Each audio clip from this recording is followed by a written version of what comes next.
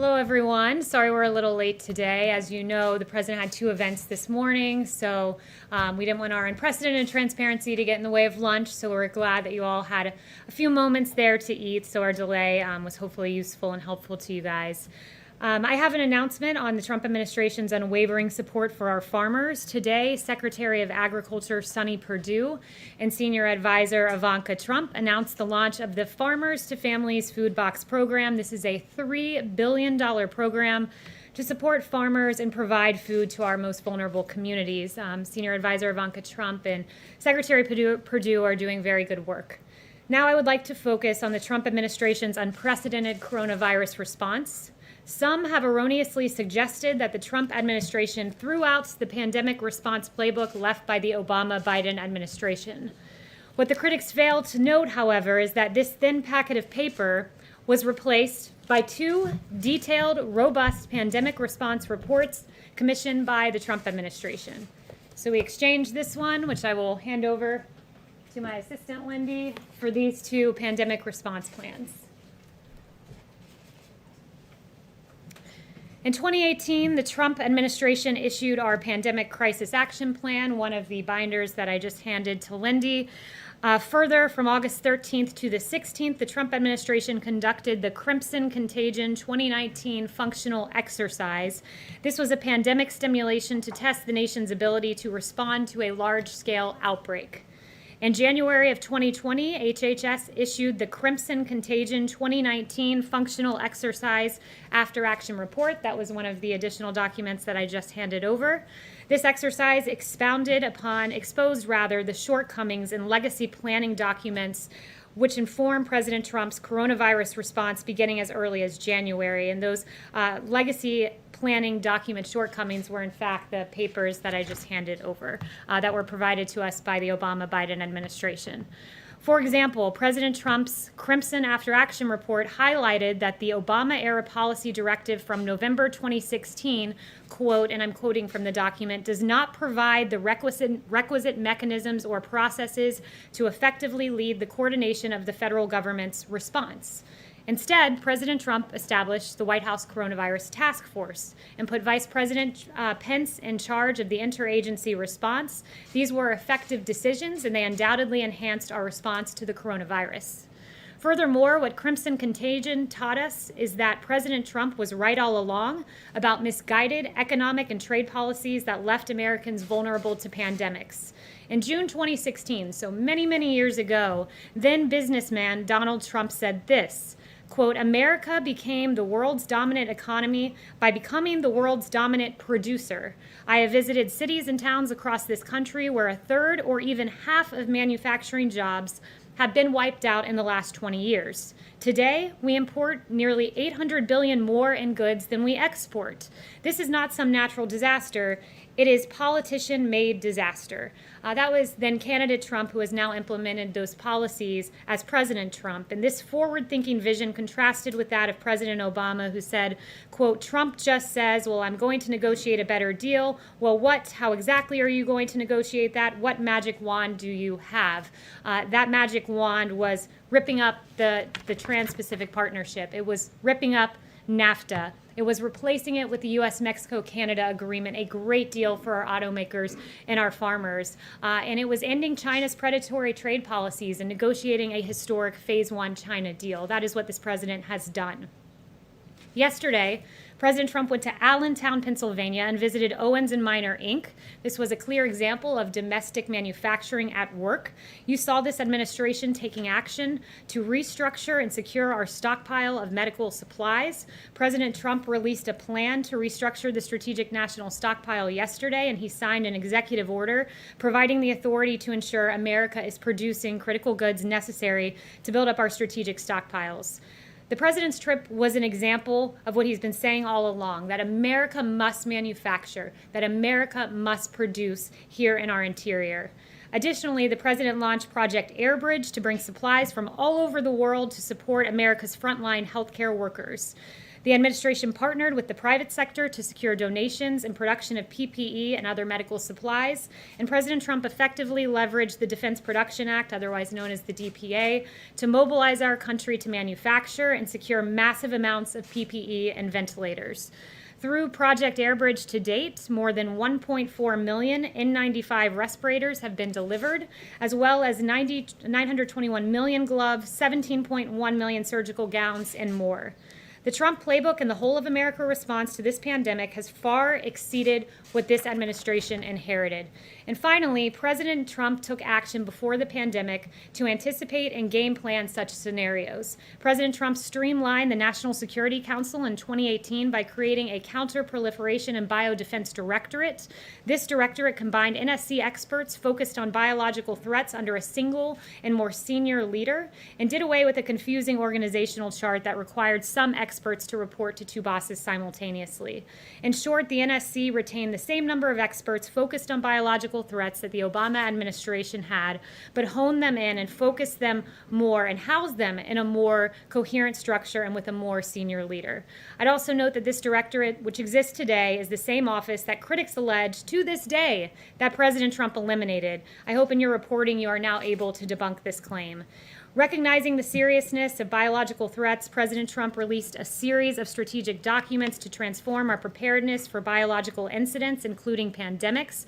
In September of 2018, President Trump released the National Biodefense Strategy. In May of 2019, he released the Global Health Security Strategy.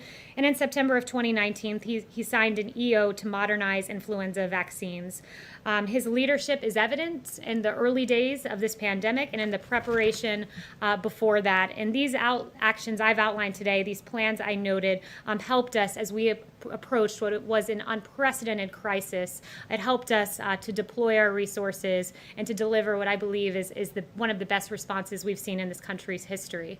And with that, I'll take questions. John.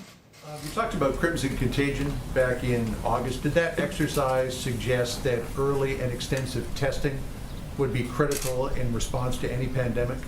I'm not aware of exactly what it revealed with regard to testing. What it basically did was say to us, look, some of the previous iterations of plans have put HHS in the lead. HHS, of course, plays a critical role in our response. But one of the things that was identified is you need a whole of government response that's orchestrated from the highest levels. And for us, what that meant in real time was President Trump immediately saying, hey, we need a task force. We need the vice president leading this. We need the White House at the helm coordinating agencies. And that valuable piece of advice that we garnered from the exercise was able to be deployed in real time. So it was a valuable exercise that we did in August of 2019. And going forward, will early and extensive testing now be among the recommendations that are put into any future plans? So we have not outlined a future plan just yet. We're still operating off of the one that was issued fairly recently in January of 2020. I think it's safe to say that we've learned a lot as we've moved forward and navigated this pandemic, and navigated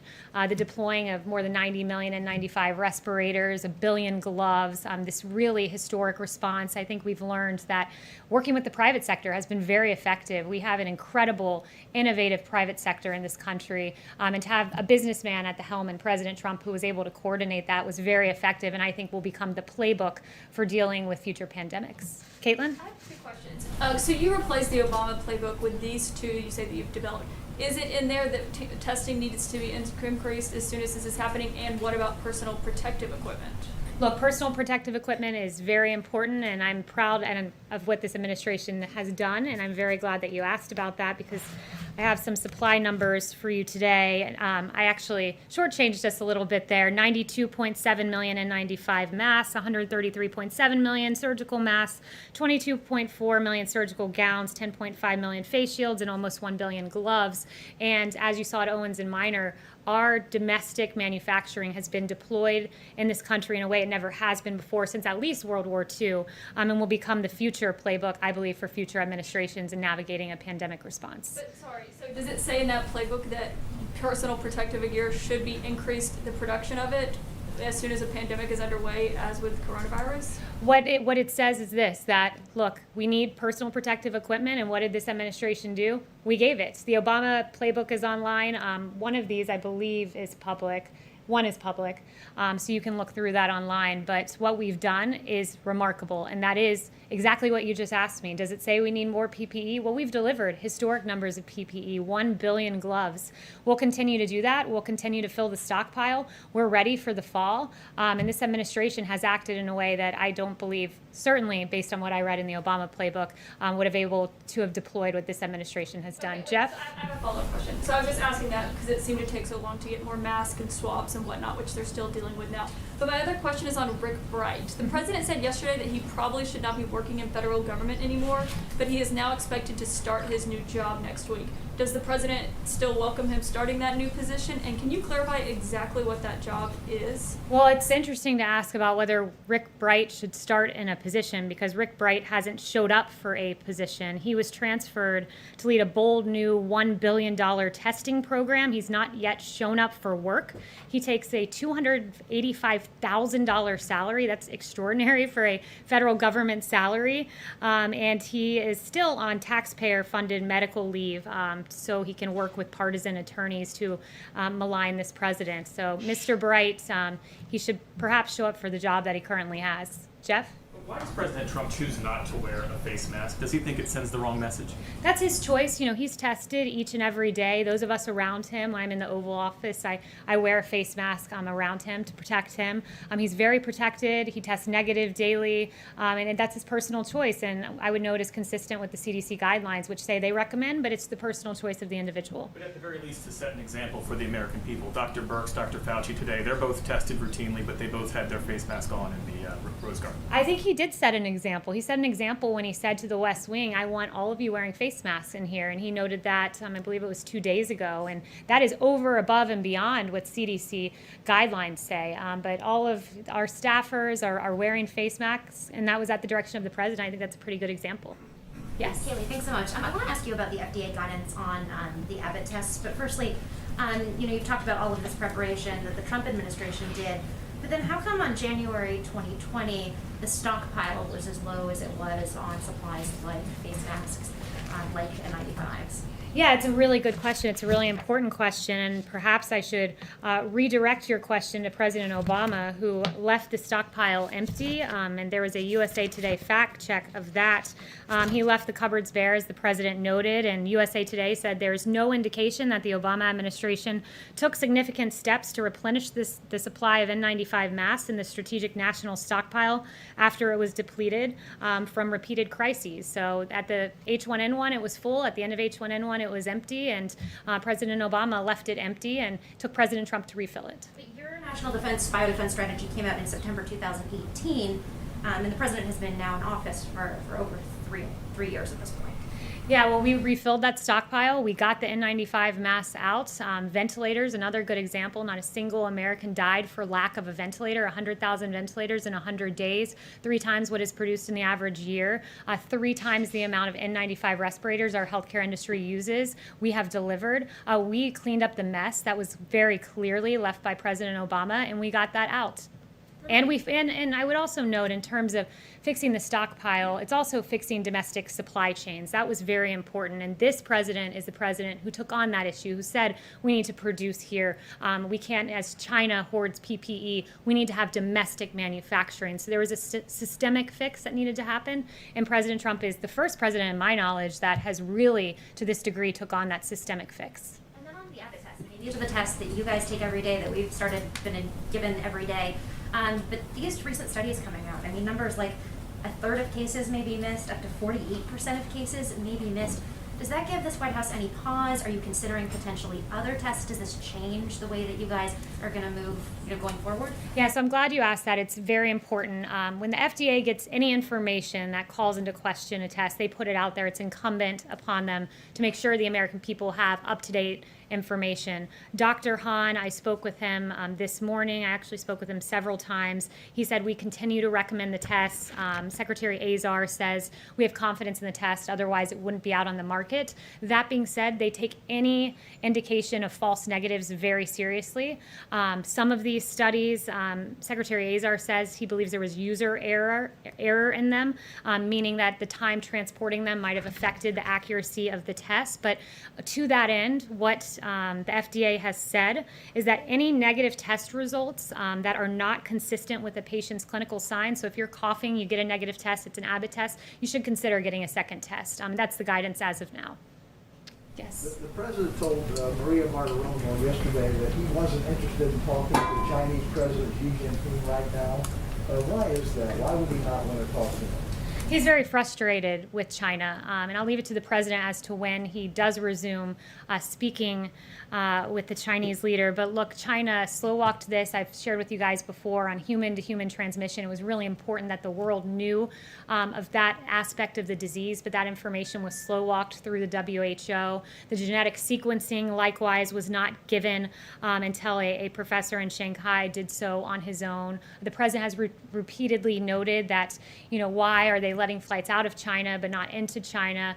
These decisions put American lives at risk. Not just American lives, but lives around the globe. We know that this disease came from China, and why that information was not shared, some of the information I just suggested, is really unacceptable. So he's frustrated at this point, and I'll leave it to him. The president has quite often talked about having a warm relationship with President Xi. Is that now over? Has a chill set in? Well, I'll leave it to the president as to how to characterize their relationship. But, this is a president who, if anyone knows how to talk to China, it's him. He did get the Phase 1 China deal, $250 billion of purchasing of American products. It was a big deal and a big win for America, and it took President Trump to get that win. Yes. The president earlier in the Oval Office said that the Pentagon was developing a, quote, super-duper missile. Pentagon was asked about that shortly after the president made his remarks and declined to comment, referring it back to the White House. So I'm wondering if you can say what the president was describing. Yeah, I would just refer you back to the president remarks in the Pentagon. I don't have any new information on that at this point. Yes. Can you clarify, Kaylee, when did the administration start replenishing the stockpile of PPE? And does that report get into that? The president immediately, when it was necessary to get more PPE for America's healthcare workers, immediately went into action. And I've listed out for you all of the results of those actions, which have been extraordinary, greatest mobilization of the private sector since World War II.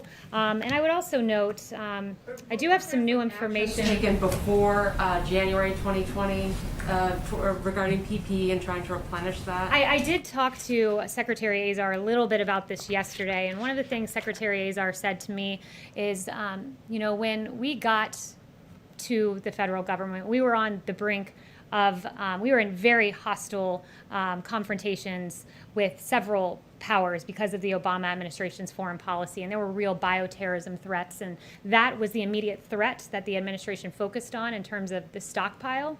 And immediately when it became clear a pandemic was the concern over bioterrorism, we transitioned as quickly as humanly possible and filled the empty cupboards left by President Obama. And I do have, if I can find it in here, some new information on ventilators just to show how extraordinary this administration's effort was on the stockpile, that we've shipped 766 ventilators overseas to our partners because no one here has died for the lack of a ventilator. So we've done so well and overperformed so much. We can say that we've committed over 15,000 ventilators to 40 countries by the end of July because that is American ingenuity. That is the government of President Trump, and that is the unprecedented partnership of this government and the private sector. Yes. Switching gears for just a moment, also in his interview with Maria Bartiromo the other day, the president suggested that people should be jailed for what he said earlier in the week was a very obvious crime. You're an attorney and the president's spokesperson. Perhaps you could lay out the elements of this crime. What crime was committed and in what way?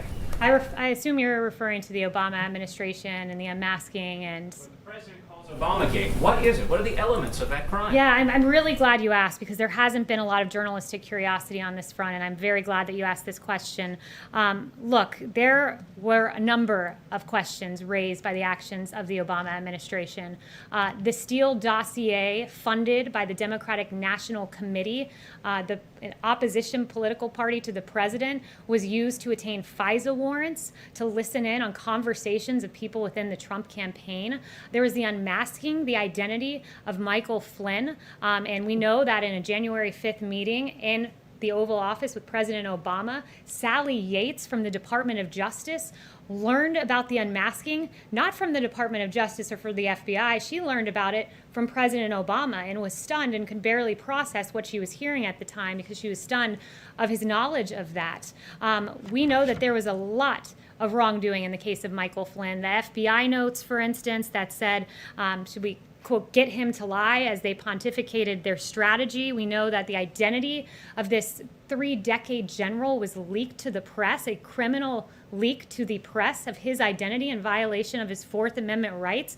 These are very serious questions. They've been ignored by the media for far too long, and I'm very glad that I think that is the second question that I have fielded on Lieutenant General Michael Flynn, because justice does matter. Those questions, they matter. To be clear, I heard you mention one thing you said was criminal, and that was what?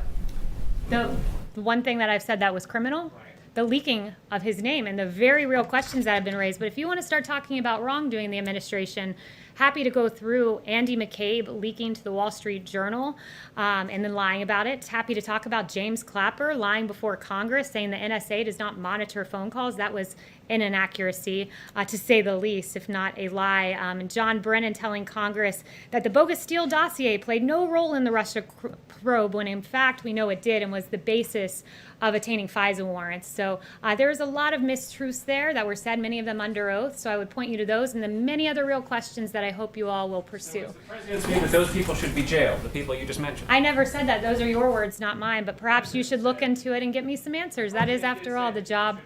That is, after all, the job of reporters, to answer the very questions that I've laid out, and I hope you guys will take the time to do it. And I also find it interesting, if we want to start talking about fabrication of crimes, we can litigate that case pretty publicly with James Clapper, who said what President Trump did with Russia pales, that Watergate paled in comparison. We can talk about Eric Swalwell lying and saying President Trump was working on behalf of the Russians. We can talk about Hakeem Jeffries lying and saying the president was a Russian asset. We can talk about Schiff saying there was ample evidence of collusion in plain sight when in fact there was not. We can talk about Mark Warner saying there's enormous amounts of evidence of collusion. We can talk about a CNN historian who said there was a smell of treason in the Trump-Russia probe when in fact for 3 years you all talked about collusion and there was none. And it was a huge injustice, not just to this administration, but to the American people who deserve truth, not the alleging of absolutely false allegations against this president. Yes. Thank you. France has pushed back against the comment by the CEO of Sanofi that the United Sorry, 1 second. I can't really. So I'll get to you next. Go ahead. France has pushed back by a comment by the CEO of Sanofi that the United States would be first in line for a vaccine if that firm develops because of initial funding by BARDA. Does the administration think that the United States should receive the first doses if Sanofi does discover that vaccine? I haven't spoken to the president about that, so I don't have any announcements on that front. But yes, back there, and then I'll come up to you. Okay. Thank you, Kaylee. 2 brief questions. First, a follow-up to Steve's question regarding China. 48 hours ago, the Federal Retirement Thrift Investment Board followed the president's suggestion and cut off any investment of federal pensions for civilian and military workers into China on their markets, therefore cutting off funds that would be invested in state-run companies. Will the president now urge private sector businesses, and I think of BlackRock, which is invested in 137 Chinese companies, to follow this example and get out of investing in China? Well, I can't give any information about what the president will or will not do next, but it's a really important topic. And I would just say that the president's decisive move to halt plans for investing TSP funds into Chinese companies was the right call. It protects our military, federal employees from risky investments, and avoids funding Chinese defense contractors. And this action halts plans to invest military federal employees' retirement funds of $4.5 billion in Chinese equities. So it was an important move by the president, but in terms of future action on this front, I would leave that to the president.